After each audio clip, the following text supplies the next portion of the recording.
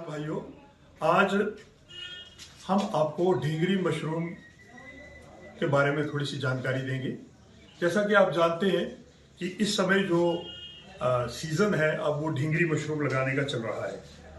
अब मशरूम लगाना क्यों चाहिए, पहले थोड़ा सा इस बारे में भी मैं आपको एक जानकारी दे दूं। देखिए, मशरूम इसलिए लगाना हमारे लिए बहुत बढ़िया है कि मशरूम लगाने के लिए आपको कोई ज़मीन की ज़रूरत नहीं है, आपको कोई बहुत बड़ी जगह की ज़रूरत नहीं है। आप छोटी सी जगह में अपने घर पे, अपने किसी कोने में, अपने किसी कमरे में, छोटे से कमरे में भी मशरूम की खेती कर सकते हैं।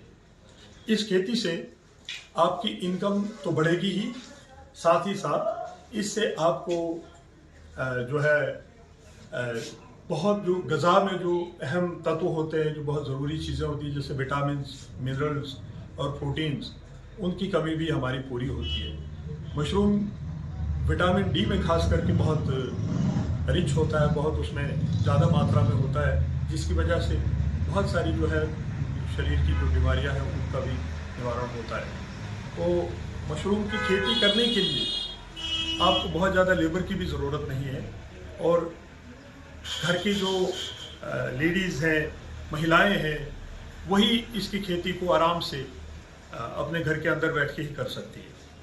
ये कुछ बातें हैं जो ये हमें प्रेरित करती है कि मशरूम को जो है हम आराम से अपने घर पे लगा सकते हैं। तो ना ज़मीन की ज़रूरत है, ना ज़्यादा लेबर की ज़रूरत है। ये हमारी इनकम को भी बढ़ाएगा और हमारी ग़िज़ा की जो ज़रूरी चीज़ें हैं, वो विटामिन, मिनरल्स वगैरह भी हमें भरपूर मात्रा में देता है। अब आगे की जो बात है वो हम आपको बताएंगे कि ढींगरी मशरूम जो है वो किस तरह से लगाया जाता है। हमारे साथ मेरे साथी हैं वसीम राजा जी, ये भी इस पर थोड़ा सा बात अपनी रखेंगे। वसीम साहब, ज़रा आप ढींगरी मशरूम के बारे में, कैसे इसको लगाना है, इसका जो हमने ये भूसा जो होता है, ये गेहूं के भूसे में हम लगाते हैं, जैसा आप जानते हैं, तो किस तरह से इस भूसे को तैयार किया जाता है, आप थोड़ा इस पर रोशनी डालेंगे। देखिए सर, ये जो आज हम ढींगरी मशरूम का यहाँ पे डेमोन्स्ट्रेशन सेंटर रोड़ा में आज हम लोगों के लिए वीडियो बना रहे हैं। स्पान लेने से पहले, स्पान बेसिकली मशरूम के सीड को स्पान कहते हैं, चाहे वो बटन का हो, ढींगरी का हो या और किसी का हो। स्पान आने से पहले आपने सिर्फ दो काम करने हैं। एक तो आपका जो वीट भूसा हो वो आपने अपने पास ला के रखना है, या अगर आपके पास अवेलेबल है, नंबर एक वीट भूसा, और नंबर दो उसके साथ जो ज़रूरत पड़ती है वो पॉलीथीन बैग्स आते हैं, ट्रांसपेरेंट किस्म के आते हैं, जिसका साइज आपका 18 बाई 24 होता है। 18 इंच बाई 24 इंच का, मतलब आप कह सकते हैं 1.5 feet by 2 foot, 1.5 foot by 2 foot का जो पैकेट आता है ट्रांसपेरेंट पैकेट इसलिए इसमें हम लगाते हैं क्योंकि जिसमें जो माइसिलियम आता है उससे हमें क्लियर पिक्चर हमारे सामने आ जाती है। माइसिलियम आ गया, कितना आया, चल रहा है, क्या है, इसलिए हम इसमें ट्रांसपेरेंट पॉलीथीन बैग यूज करते हैं।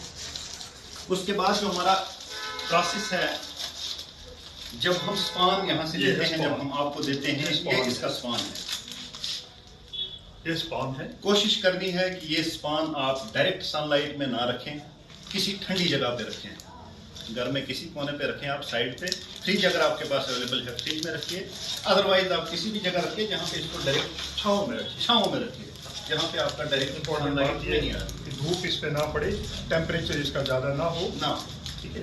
इसको इससे गर्मी और धूप से बचाना है, ठीक है। अब हम आपको पूरा प्रोसेस इसका बताएंगे कि इसको हमने कैसे लगाना है। जो हमने आपसे वीट भूसा की बात की, इसको हम सिंपली, जो हमारा फार्मर है, घर में गर्म पानी, बॉइलिंग वाटर हो, काफ़ी गर्म हो पानी, कोई भी बर्तन लेके, चाहे आपके पास ड्रम हो, इस किस्म का कोई प्लास्टिक टब हो या कुछ भी बर्तन, चौड़ा सा कोई बर्तन लेके उसमें हम ये घास डालते हैं और साथ में इसको गर्म पानी डालते हैं।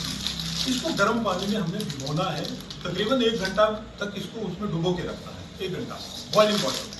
उससे क्या होगा कि अगर इसमें कोई कीड़ा मकोड़ा या कोई इस तरह का इन्फेक्शन है, कोई बैक्टीरिया है, दूसरा कोई फंगस है, वो सब मर जाए।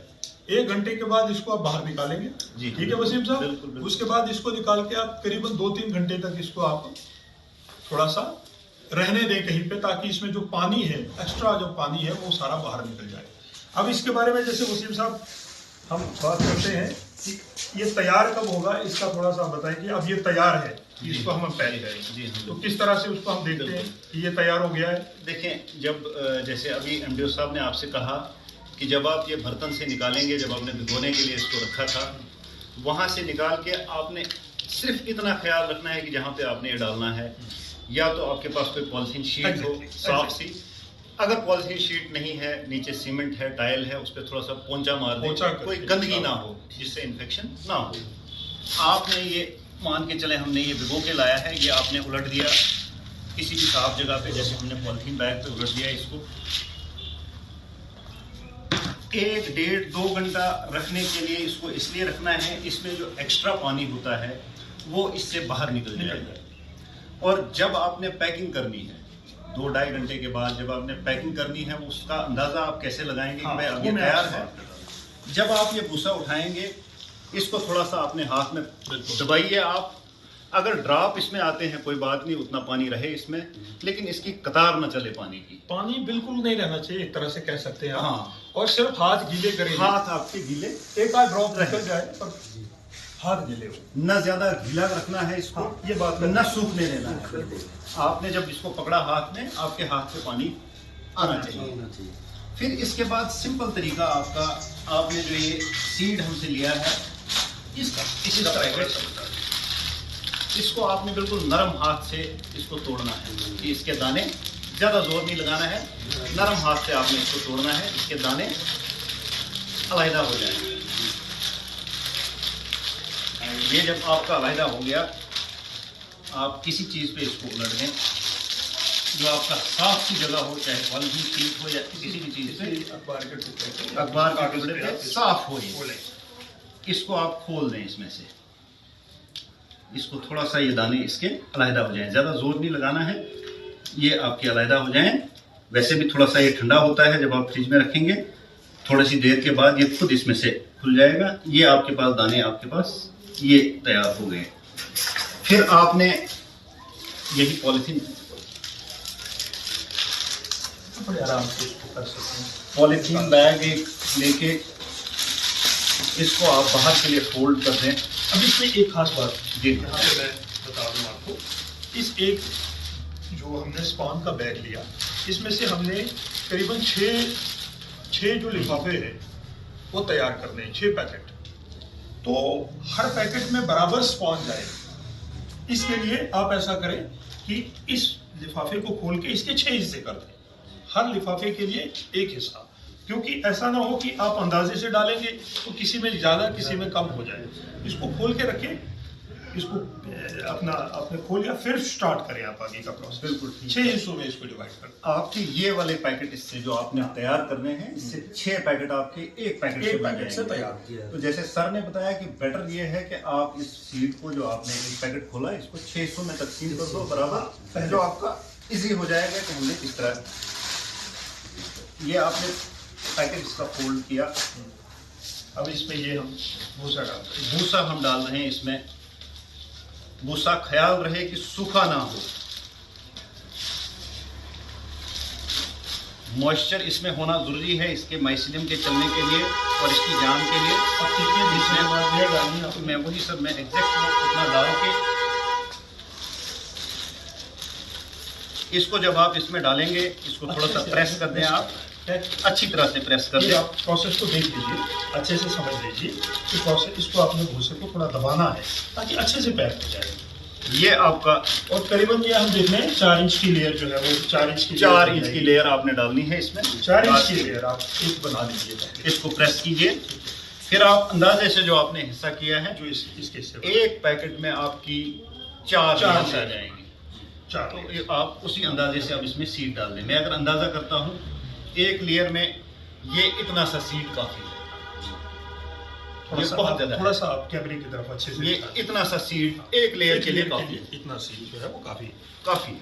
ठीक, इसको चारों तरफ से आप फैला के डाल दें, बीच में भी और चारों तरफ से फैला दें। फिर आपने इसके ऊपर और एक लेयर डाल दी, भूसे की डालनी है।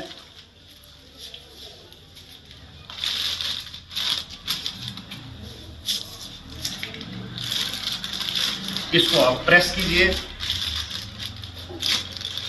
चारों तरफ से फैला के अच्छी तरह से इसको आपने प्रेस किया। फिर आप वैसे ही एक लेयर के लिए और उठा दें, इतना सा जो हमने पहले बता दिया, फैला के इसमें डाल दें आप। ये हो गया चारों तरफ से। फिर आप एक लेयर और डाल दें इसमें अपने भूसे की, जो आपने तैयार करके रखा है। इसको साथ साथ में प्रेस करते जाइए, हवा बीच में नहीं रहनी चाहिए।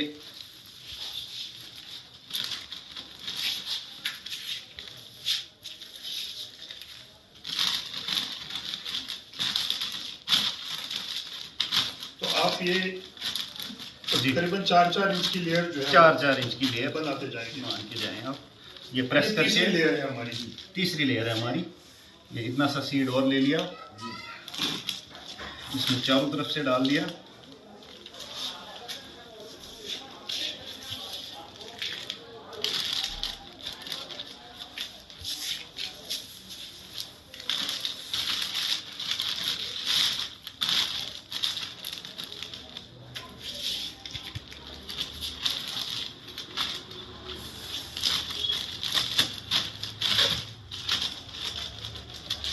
इसको प्रेस करते जाइए साथ साथ में। ये इतना सा सीड हमने और ले लिया, इसमें चारों तरफ से डाल दिया। और ये चौथी लेयर, चौथी लेयर आ गई। इस पे भूसा आप डालते हैं।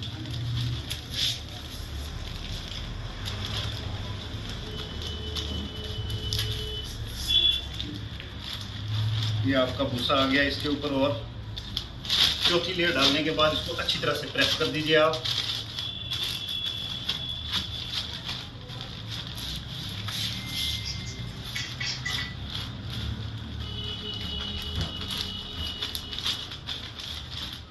ऊपर इसके 2-4 दाने और डाल दें। इसका एक दाना भी काफी हो, 2-4 दाने ऊपर इसके और डाल दें ऐसे। उसके बाद अच्छी तरह से प्रेस करने के बाद आपने इसको ऐसे फोल्ड करना है, इसकी हवा सारी निकल जाए। ये आपने फोल्ड कर दिया, इसको आप घुमाइए ऐसे। ऊपर से आप या तो रबर लगा सकते हैं या कोई भी धागा लेके किसी भी चीज से आप इसको बांध दीजिए, हवा पूरी इससे निकल जाए।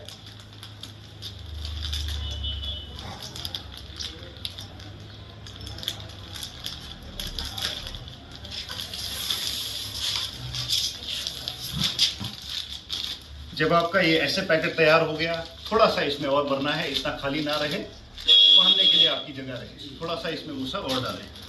ये आपका बिल्कुल तैयार हो गया लिफाफा।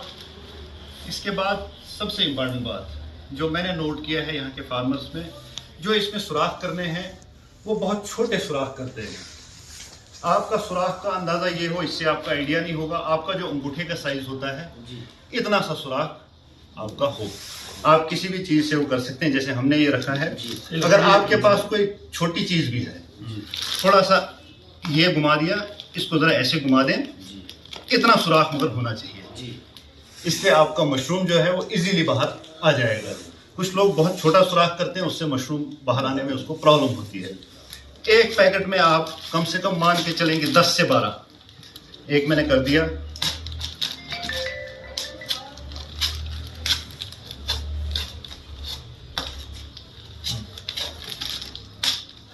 ऐसी चारों तरफ से आप कर दें।